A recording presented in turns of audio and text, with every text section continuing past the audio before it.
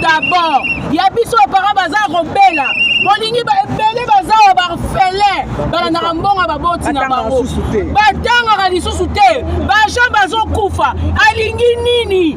Baninga ba bongisa kata na suka poto vote yo. Ils s'en fout. Finalement tokoketi wapi? Papa Tshisekedi. On va dire le peuple d'abord. Novembre yo. Ça est la biso ngolu. 2 mois à signer que Vani Kuna. Ce qui est là comment compliqué. Pourquoi signer qui est cueilli? C'est zone compliqué. Pour ça il y a une élection. Après ça biso mort on a biso na kimia. Si quel est l'objectif de cette action? Il y a tellement de membres des syndicalistes de la DG qui manifestent présentement devant le cabinet de travail du ministre des Finances. On peut le savoir, le ministre des Finances vient de signer un arrêté qui approche la loi fixant les avantages reconnus aux agents et cadres de la Direction générale des impôts, ce qui est illégal. Déjà, pour le savoir, le ministre des Finances fait la confusion entre la prime de potentiel et la prime de potentiel minimum garantie qui revient aux agents et cadres de la DGI.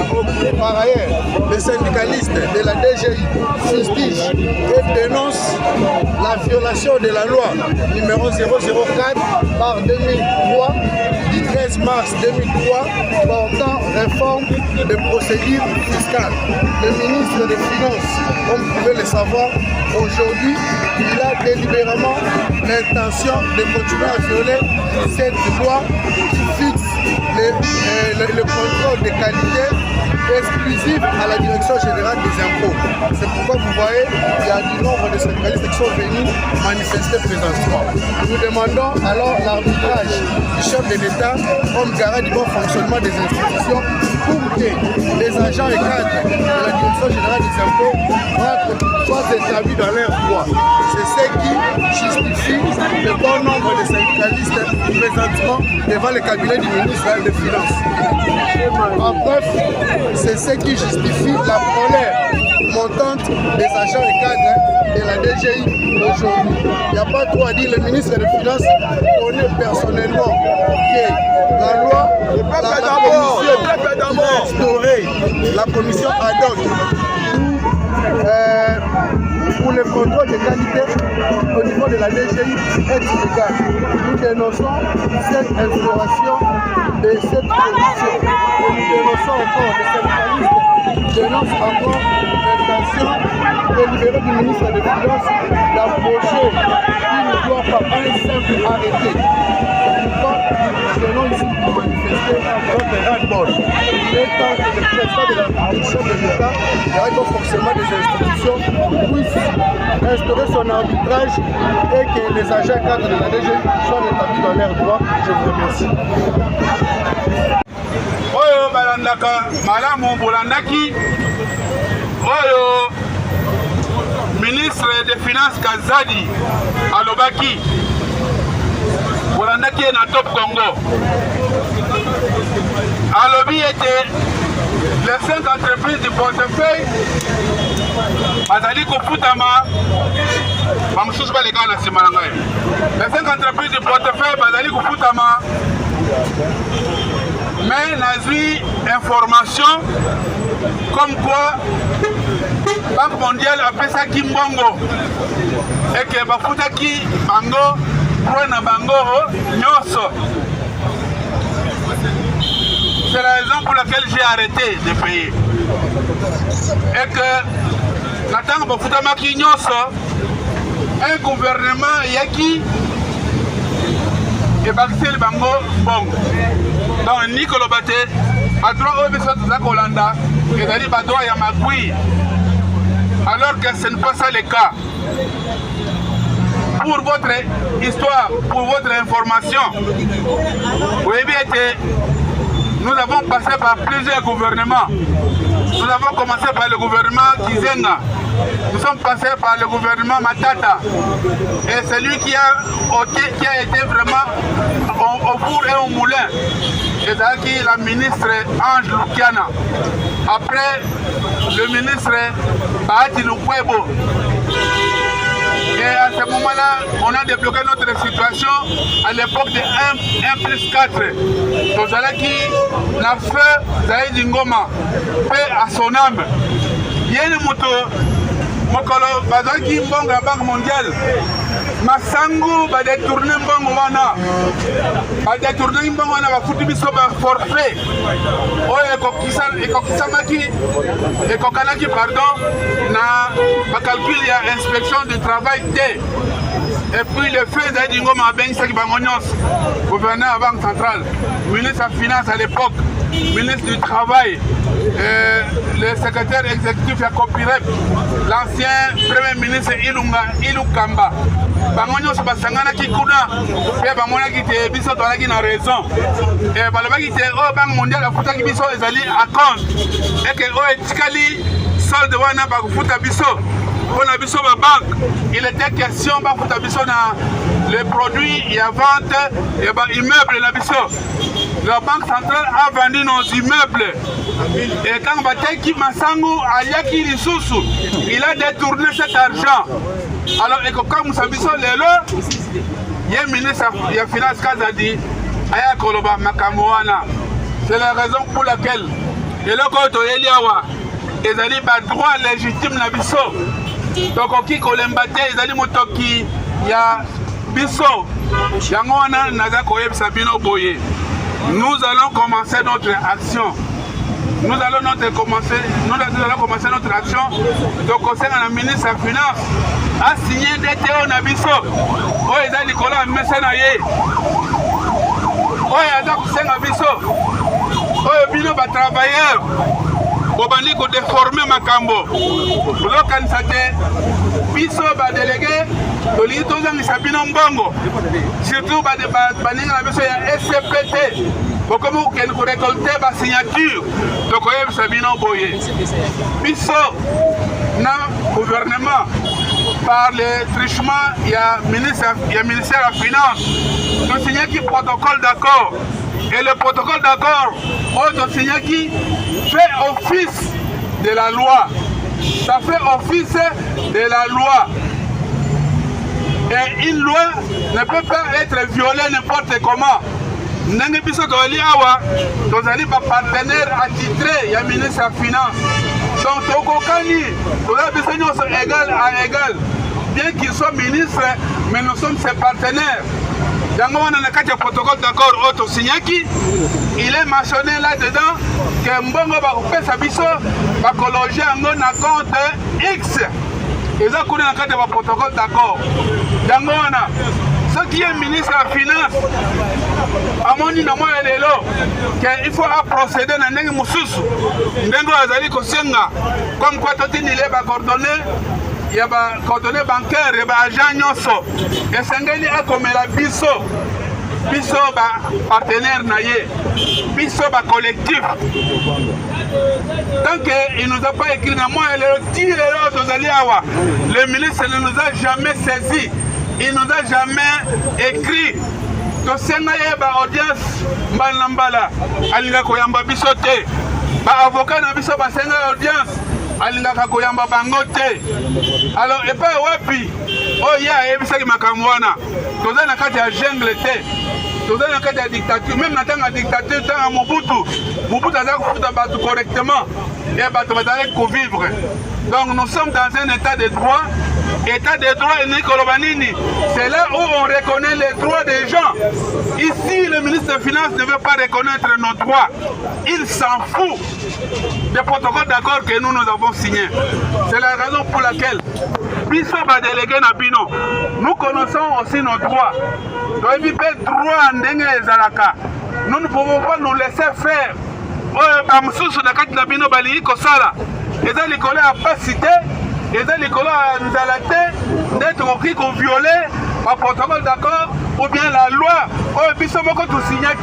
Nous ne violerons jamais cette loi-là. Et c'est tout le cas. Yango on a bino bajan, on a bino très facile à corrompre, très facile à manipuler. Nous ne sommes pas là-bas. Le ministre Kazadi doit respecter la loi. Et il faut aller battre. Il est en train d'affamer 16 000 personnes. Il faut aller battre. Ça s'appelle crime humanitaire. C'est un crime humanitaire que le ministre Kazadi est en train de faire. C'est un génocide. C'est quelqu'un qui peut être accusé et arrêté en justice. Yangoana, nous devons concernant la bino. Donc, concernant la bino, boye bana kokanga mutema. Donc, c'est notre persévérer. La raison est dans notre camp et la victoire est dans notre camp. Toyokani? Siko y'en coupé sa instruction. Nous allons kokende Siko, donc kita. Dans le biboye, quand on a quand même ici comme soloté, dès que yo kuta na muninga na yo, ici comme soloté. Ce que oye awa, il dit que le bâtiment oye comme manifester. Moto oye comme manifester, il faut être actif, il faut être en mouvement. Toujours au Cana. Ceux qui font faire les ça biso, biso na font faire et bagavanze manzam. Toujours kobina, toujours ça le mouvement. Et puis, pour Kolanda, oh, et puis, ça va dire, Nabino, Tokoye, Sabino, Tozokana. Et ça, c'est que Toye, Amsus Bakafana, Nabor, Nabamir, Adokope Mana. Ceux qui ont allé malades, Zonganandak, Tozokana Madame. Aux allés malades, Zonganandak. Maintenant, Oyawa, manifester. Yamana Toali Kosenga Pino. En principe, il était prévu les lotos qui ne la Simakuna.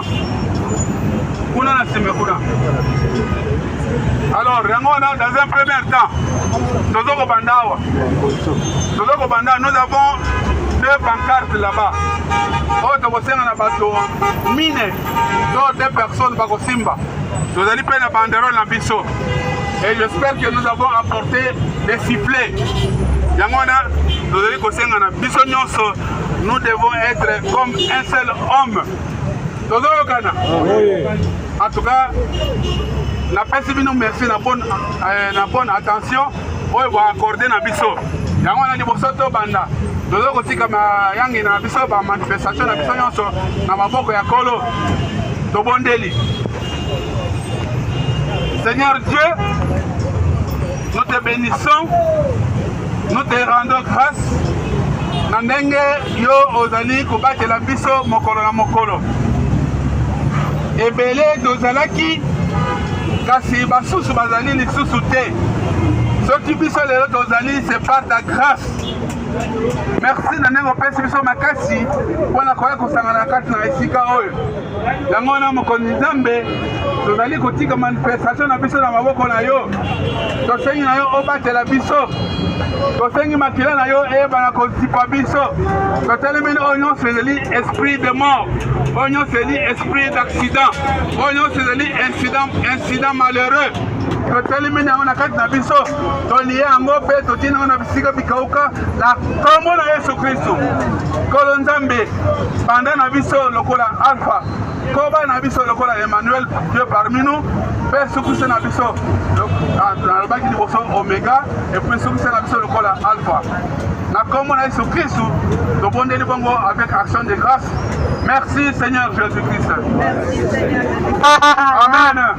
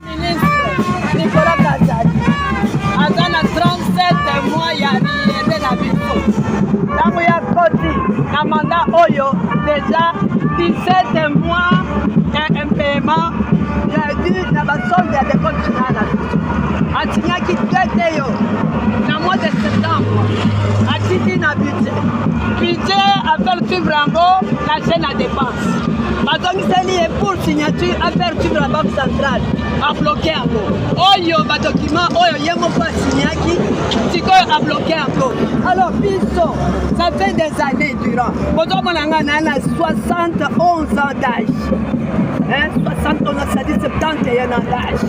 Olanda, d'ailleurs, des Nzambe moto, aza kobatela ngai.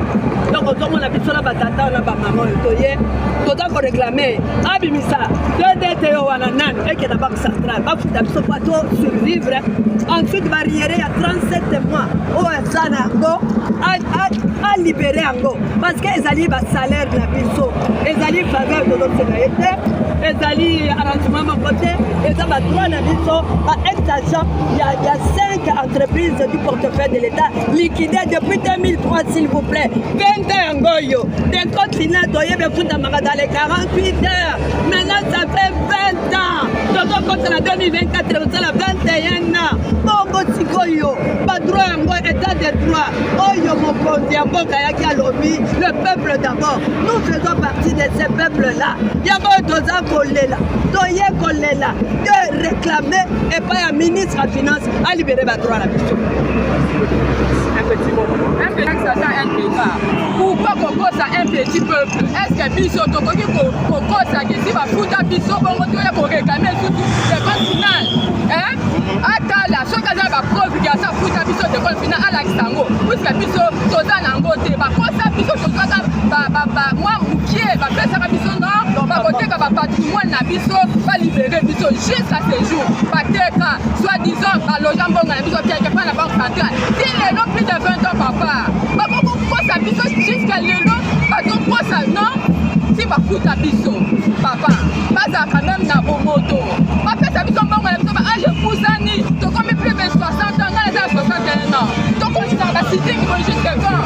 Ba libérer biso to na bandaku.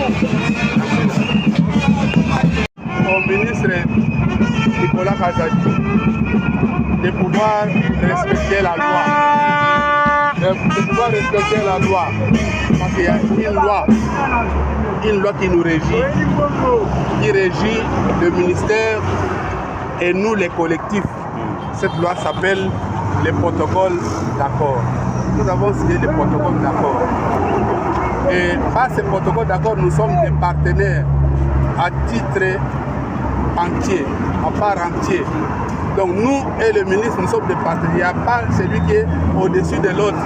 Nous reconnaissons son pouvoir, son autorité. Il est ministre, d'accord. Mais présentement là, nous venons de totaliser 39 mois d'impayés. Donc 17 mois qui sont à l'actif de lui seul, l'excellence Nicolas Kazadi. C'est-à-dire du mois de mai 2022 jusqu'à aujourd'hui, le ministre Kazadi n'a plus payé nos droits. C'est ce que nous venons réclamer.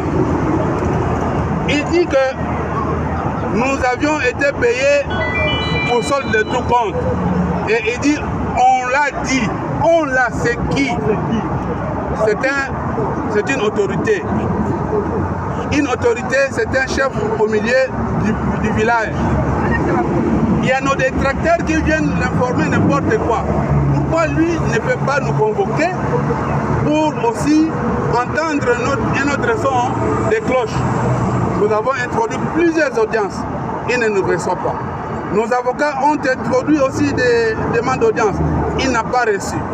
Et nous l'avons suivi sur les voies des ondes, sur la radio Top Congo, où il dit ce que je suis en train de vous dire, qu'il nous a demandé qu'on lui amène les coordonnées bancaires de tous les agents. Est-ce que le ministère des Finances ou bien le gouvernement a signé des protocoles d'accord avec les agents? Je ne pense pas. Alors nous ne devons pas violer la loi comme nous le voulons. Ce n'est pas ça. Nous nous disons être dans un état de droit Un état de droit, ça signifie qu'on doit reconnaître les droits des gens. Alors, le ministre Kazadi, il est notre partenaire. S'il a trouvé qu'il a une autre formule pour nous payer, il n'a qu'à nous écrire. Il ne nous a pas écrit. Jusqu'aujourd'hui où nous parlons, nous n'avons reçu aucune lettre de M. Nicolas Kazadi en tant que ses partenaires. Aucune lettre. Alors finalement, nous sommes où? Nous sommes dans la jungle. Nous sommes dans la jungle, nous ne sommes plus à l'Antiquité où les choses se faisaient par parole. C'est la raison pour laquelle nous venons pour que le ministre Kazadi signe notre DTO qui est sur sa table, qu'il le signe et qu'il envoie ça à la Banque centrale. C'est tout ce que nous voulons. S'il compte ou il pense que ce que lui pense, c'est la bonne manière, mais nous devons nous réunir et produire un avenant au protocole d'accord. Voilà ce que nous pouvons aussi demander à son conseiller juridique qui est là. Il doit l'aider en matière juridique parce qu'on ne peut pas changer le protocole d'accord comme ça. Hein? D'un matin à l'autre, on dit non, faisons ça. Ça ne se fait jamais. Donc voilà, chers amis, c'est pourquoi nous nous trouvons ici. S'il vous plaît, monsieur Kazadi, quand il est venu, il a payé à partir du mois de juillet 2021 jusqu'au mois d'avril 2022. Il nous a payé, ça fait 9 mois. Il a payé dans quel numéro de compte? Sur quel numéro de compte? C'est parce qu'il a trouvé dans les protocoles qu'il y a un numéro sur lequel il faut payer. Il a payé 9 mois, fini. Maintenant, il va aller aux élections, il a besoin d'argent. Il dit non, donnez-moi le numéro de compte de chaque agent, c'est moi-même qui vais payer. Depuis quand? Depuis quand? Nous ne sommes pas des fonctionnaires. Vraiment? Nous ne sommes non plus. Moi, j'étais à la GECAMINE, je ne suis plus agent GECAMINE. Ce qui nous paie, c'est une dette, c'est une créance. Mais il a des juristes. Avant de modifier le protocole d'accord, nous devons nous mettre d'accord sur une table, on produit un avenant. Mais pourquoi brusquement comme ça, à quelques mois des élections, donnez-moi le numéro de compte et pour que moi je vire. Il va virer comment? Nous n'avons pas travaillé dans l'entreprise de papa de Kazadi. Moi je travaille à GECAMINE et non dans l'entreprise de son père pour qu'il puisse nous maltraiter. À la GECAMINE où j'ai travaillé, il y a des gens qui sont morts dans les entrailles de la terre pour sauver notre pays. À ce moment-là, je ne sais pas où est-ce qu'il était, mais il ne doit pas s'amuser avec les gens qui ont rendu de bons services dans ce pays. Un petit mot au chef de l'État qui prône sur l'État des droits. Effectivement, au chef de l'État, nous disons qu'Kazadi est en train de faire une mauvaise campagne. Je ne sais pas si à l'UDPS, il y a des gens qui nous regardent. Tout ce qu'il fait, c'est contre la campagne du président de la République. Imaginez, nous sommes 16 000 travailleurs, 16 000. Avec nos femmes, ça fait combien? Ajouter plus ou moins 5 ou 7 enfants, ça fera combien? Les petits enfants. Et les dépendants neveux qui vivent grâce à moi. Mais c'est un électorat possible, important. Et ce qu'il fait, c'est justement, comment moi je peux voter un type qui me fait comme ça? C'est la mauvaise campagne qu'il fait. Nous demandons au président de la République, à 2 mois des élections, le moment est venu pour qu'il puisse se rattraper. Kazadi ne l'aide pas. Qui nous paye notre argent? Un point, un trait. Akanishike ezamba liboso te toye awa ekomi momesana yango ezali momesano ya mabe mpona nini mpona comportement ya bakambi oyo bazokamba mboka oyo lelo toza koregrete le président ayaki mpona état de droit mais tomoni ke état de droit baza kobafoye yango kaka bato ya ye moko oyo ti mpo bakamba bato baza kobafoye état de droit na ye. Imagine biso tozali bato moko tozali baliquide depuis longtemps. Ministre aye kokuta dossier na biso na mesa na ye abandi kokuta depuis 2021 il y a akutaki yango mais depuis 2018 quand akuti yango ezali kofutama afuti maintenant en dernière minute ye moko engagé 2 mois ya paiement atina on a budget et que kuna etambuli elani ba procédure nyonso basali DTO sikoyo DTO eyawa pour asala au pays et que ne banque centrale non a bloqué makamusu na kansi odoa udiko lo bango biso to sina protocole d'accord na l'état protocole elobi mbongo oyo toyokani na bango na kokota na compte moko songolo auto indiqué na ce protocole ezali awa batia numéro de compte chaque collectif chaque entreprise na numéro de compte so mbongo ekoti batini kuna biso totini ba ope et que na banque ba qualité ba travailler et la fonction publique fait la même chose comme nous. Bon, ça va gagner, va listing, batini na banque accréditée. C'est ça la bancarisation, non? Et puis, tout ça la bancarisation avant qu'il y ait comme ministre. Aïe, beaucoup d'habitants de foutre dans la banque, 90% y a pas d'argent. Au bazali disponible pour pouvoir faire compte. Bon, tout ça n'a pas de oyo et pas bazali compte des alités. Tant que y a au bon directeur de cabinet, pas de moussouba et pas bazali compte des alités. Alors, on met ça, lui, ça fout. Alors, ça fout des abattoirs, donc, bazoaté et talibango. Alors, tout ça, vous regrettez mingi. Ce que tu dis, on a mis bien quand il y a solo. Président de la République, Ozomona, puis on a copié na wambo imakasi. Parce que la 3e âge, c'est tous les jours que nous venons ici. Mais M. Gazana Koubara na bureau na ye, climatisé, alors que c'est Gabiso, c'est que si Abimina ye accueilli à l'objet de côté, dernièrement on voit que aussi c'est 21h. Abimina ye accueilli dans la Kolala, donc ça ne disait absolument rien. Alors, à éviter que Azana mandat, vous savez où ça a un mandat, mandat fait ici là bas. Biso totali pour la moto à la de droit, mais quand ça a détruire chef financier. Dans le comportement, nous allons plusieurs agents disséminés dans toute la République. Les à la banque, les à la poste, les cabines. Nous allons dans toutes les provinces de la République. Les Patouazas au Koufa, pour la Rosanga Kinini. Patouazas au Koufa, pour la Rosanga moins traitement approprié. Pour la Nini, DTO et Kangami Awa. DTO, il n'y a que 2 mois. Mais nous avons encore 39 mois d'impayable. Imaginez. Naturi Azali Awa, il y a Azali combien de mois derrière là. Azal frais de mission, Azal de Bambon, on a eu un dingue à Yebi, mais il est payé chaque mois. Mais il va aller se battre dans Ndago. 1 année et demie au foot bangoté, vous allez à l'aise parce que vous allez ministre. Non, c'est inhumain. Il y a moi dans tout ça, comme ça, c'est qu'il n'a qu'à respecter le protocole d'accord qui est là.